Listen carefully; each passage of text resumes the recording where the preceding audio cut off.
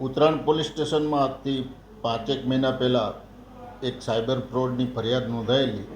જેમાં ફરિયાદીએ એવી હકીકત જણાવેલી કે ફેસબુક ઉપર સસ્તું સોનું આપવાની લાલચે મારે કોન્ટેક્ટ થતાં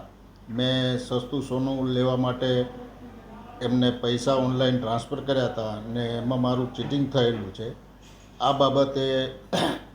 ઉત્તરાયણ પોલીસ સ્ટેશનથી સાયબર ઇન્વેસ્ટિગેશન કરી અને આરોપીઓના ભૂતથી લોકેશન મેળવી ગુનો અનડિટેક હતો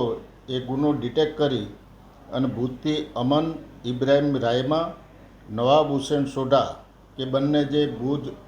ઝૂંપડપટ્ટીમાં રહે છે, ડ્રાઇવિંગનો ને એનો ધંધો કરે છે